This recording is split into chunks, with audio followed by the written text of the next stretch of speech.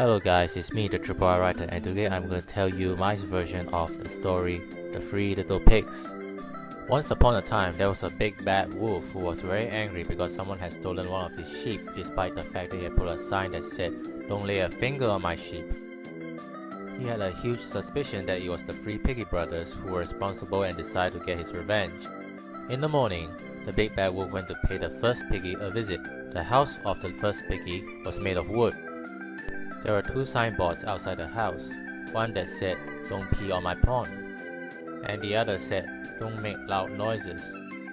In response, the big bad wolf unzipped his trousers in front of the pond and answered the call of nature. Then he brought along his electric guitar and played his favorite rock music like thunder. That woke the first piggy up and he angrily opened the door. Hey, what's with the noises and why are there dead fishes in my pond? It's I, the big bad wolf. Can I come in? Not by the hair of my chinny chin chin, said the first piggy, and he slammed the door. Then I'll huff and puff and blow your house down. The wolf took a deep breath and blew the house into a pile of broken wood. The first piggy's legs were shaking as the big bad wolf approaches him. Please don't eat me. The pig pleaded.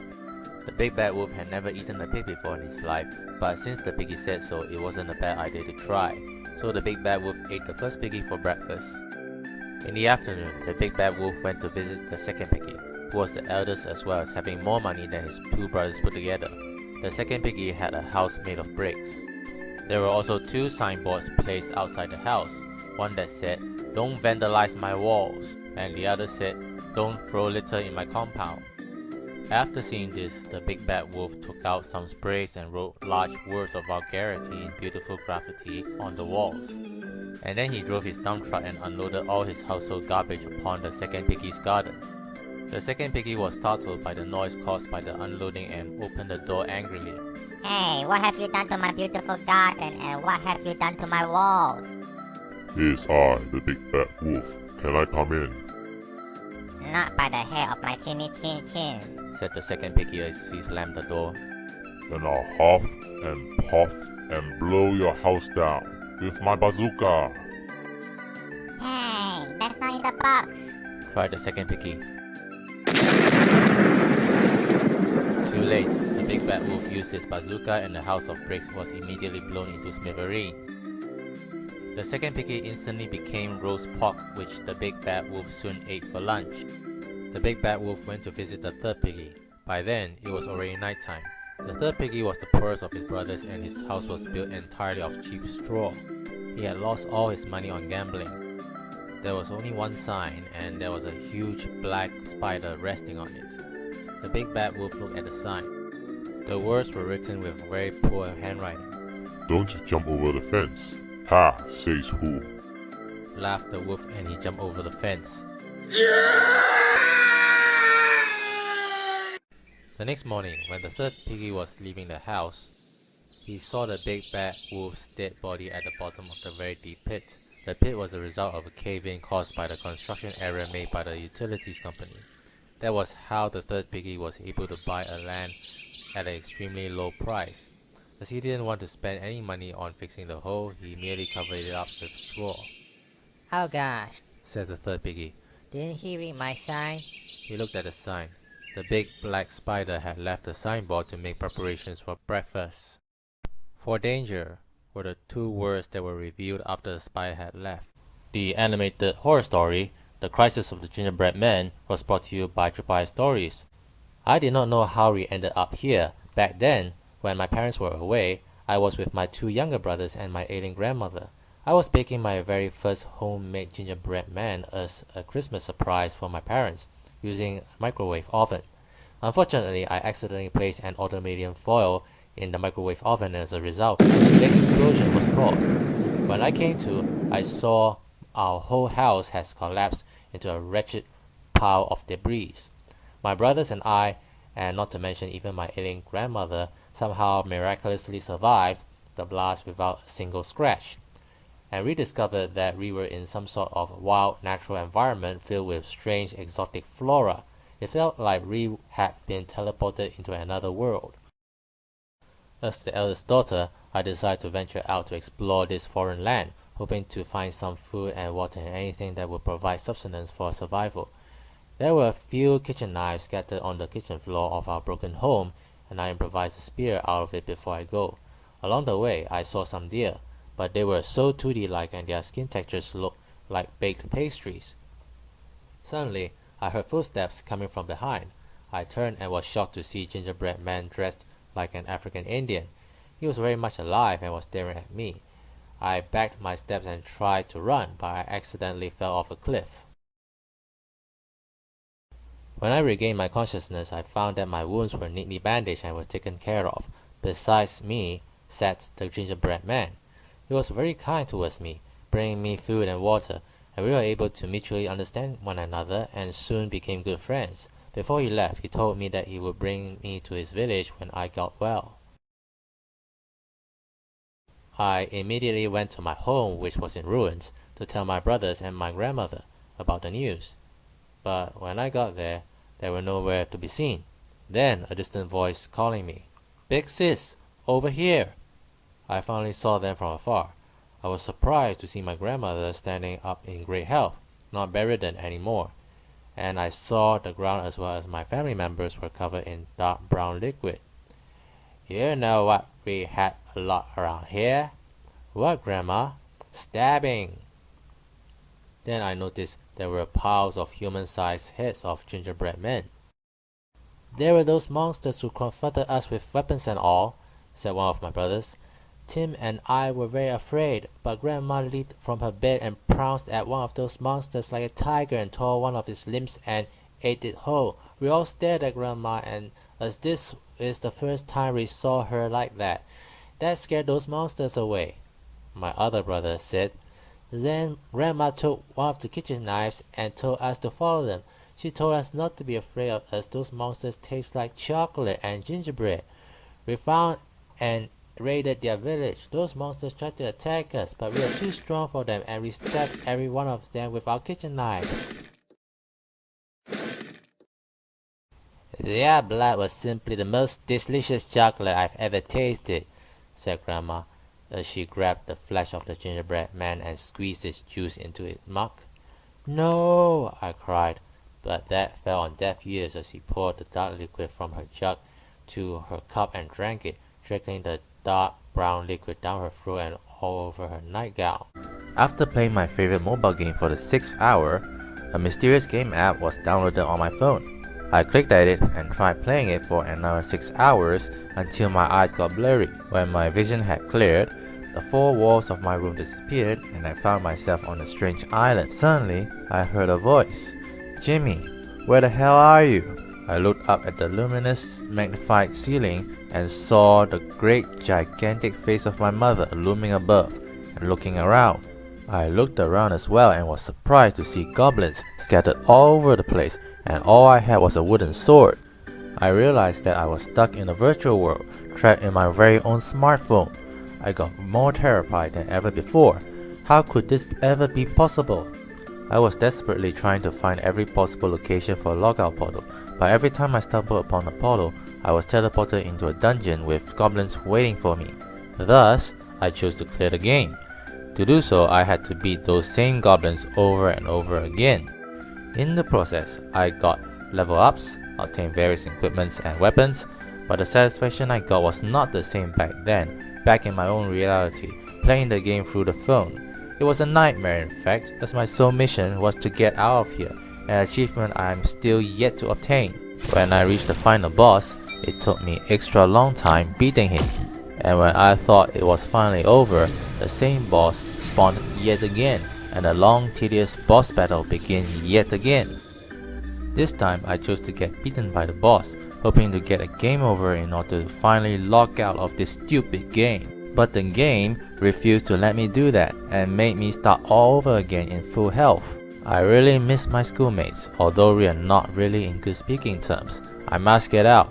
A taxi driver was driving in the darkest hour of the night when he picked up a scantily-clad lady who seemed to be running away in a fit of desperation. "Maddox Avenue," shouted the lady as she slammed the door. The taxi driver turned his head and smiled and started driving. The lady started talking. "I'm not trying to look sexy. It's the only clothes I found. so don't look at me like I'm a whore, okay? Oh, how embarrassing. The taxi driver turned his head and smiled. Hey driver, continued the lady, you don't mind if I ask you a silly question? Do you believe in aliens? I was skeptical before, not until a few days ago, or months I suppose. I was attending a party held by a friend of mine that day and it ended very night. I didn't want to be late for work the next day, so I decided to take a shortcut to the taxi stand. Then I saw a light from a distance and thought it was a taxi, but I was wrong. Can you guess? It was from a flying saucer which was hovering in my direction. Yes, you heard me right. It was a goddamn flying saucer. The flying saucer cast a ray of light which literally scooped me off the ground and lifted me into its belly. The next thing I knew, I was stripped naked with all sorts of tubes plugged into my body and I was surrounded by purple aliens. Those aliens had six beady eyes and a face looked like a cat's arse. I was so weak and dizzy all the time that I couldn't move. And all those aliens were treating me like a human guinea pig and fed me with nothing but filthy liquid. They were barbarians, absolute barbarians.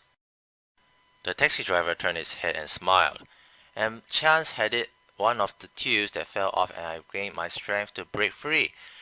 It was fortunate that the spaceship was still on Earth. The aliens most probably wanted more human guinea pigs.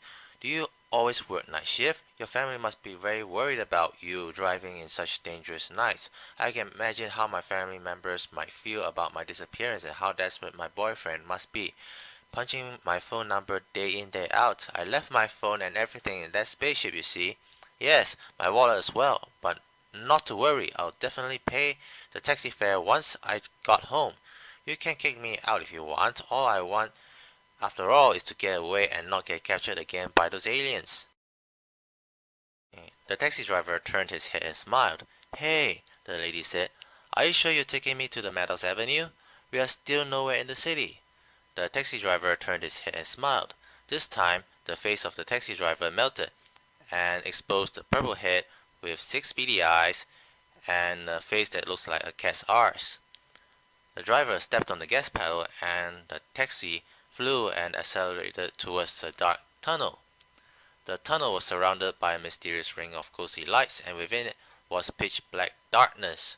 It turned out to be a portal of a wormhole and they traveled 1 trillion light years into the galaxy.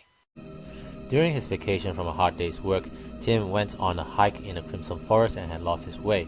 It was the same forest where his sister had went missing for 10 years. It all started when young Tim had lost his wallet somewhere and his sister had lent out all her pocket money to her friends at school, leaving her an empty wallet, and thus they had no money to take any transport and had no choice but to pass through the forest in order to go back home.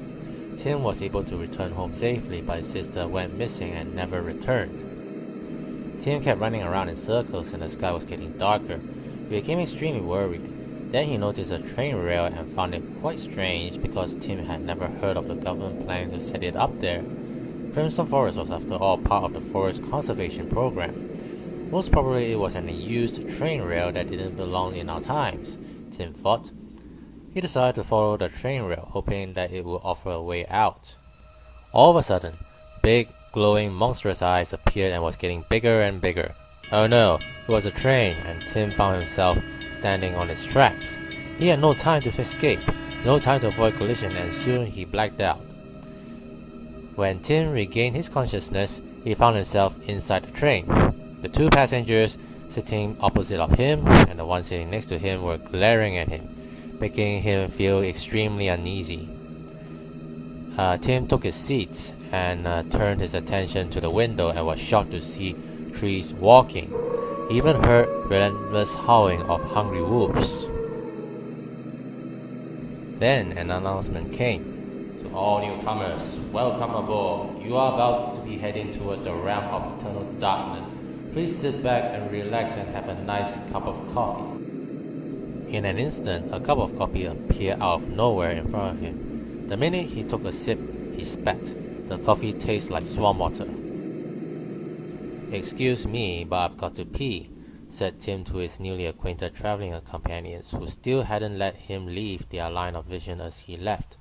As he walked along the aisle, Tim could see many different faces of the passengers on board the train.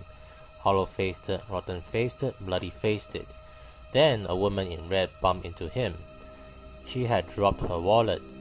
When Tim picked it up, she was gone. Tim opened the wallet, hoping to see an ID card so as to identify its owner, but the wallet was empty, except on what it seemed to be a blue ticket. A skull-faced person in uniform came from behind and told Tim, "Hey there, you must be extremely lucky fella."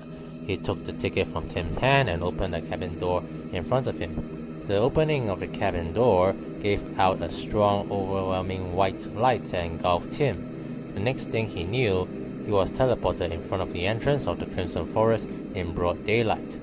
Tim's right hand was still holding the wallet, and when he took a closer look, he found the wallet extremely familiar. That's the end of the story. Please feel free to upload your stories to my website and get free reviews. I stole the serum out of curiosity from the laboratory of Professor Bruce Banner, who went missing for several months. While I was studying and experimenting on it, I accidentally allowed the serum to enter my bloodstream. Soon, I grew tremendously in size until I was as tall as the Empire State Building. Then the military came and opened fire. Fortunately for me, my skin was immune to missiles and bullets. Then, SEAL agents and the Avengers came to take me down. I managed to persuade them that I meant no harm, and I transformed back to my normal human self. They eventually let me go. 5 years later, I haven't transformed since then. I had a clean record and became a model citizen. I also managed to collect all the autographs from all the superheroes I've met. But then, while I was driving, I had a terrible toothache. It was so painful that it made me transform again. My beloved Mercedes-Benz, which I had bought using my hard-earned savings, was gone for sure, but that was not the major problem. The real problem was that I couldn't control myself. I kept destroying the buildings that stood in my way, and I heard people were screaming. The military went hostile on me again, but I couldn't help it. All I need was a dentist. "Hey, need help? Your friendly neighborhood Spider-Man is here." My arms and legs were then bound by his mighty spider web, and Spider-Man told me to open my mouth, but I couldn't be able to do just that because of the pain. I was afraid that my jaws might close out of a sudden and crush the tiny superhero. "Don't worry, young man, I've got your back." It was Iron Man, one of my favorite superheroes. He brought along with many of his drones. "Jarvis, begin the operation." The drones, with their propulsion system operating at maximum power, were holding my jaws, while Iron Man and Spider-Man entered my mouth. Iron Man and Spider-Man tried their hardest to pull my bad tooth, while I tried my hardest to keep my mouth open. Finally, my bad tooth came out and I transformed back to my normal human self. That's the end of the story. Please feel free to upload your stories to my website and get free reviews. And make a comment. A comment is essential because it is 100% proof that the work is being read, and interaction is essential for a creative process. You can use one of the many comment options from the praise and suggestions blog, or type out your own comment. Some might argue that you might not get your most needed feedback by making comments alone. So that's why I introduced these guys. The red dude helps you to get signatures, while the yellow one helps you to get feedbacks. Choose the story that you want to be read and commented upon. Make sure their boxes are ticked, and as you can see, the two of them are now attached to the comment you've just made. Click any of the two and you, or rather your target reader, will be directed to your designated content.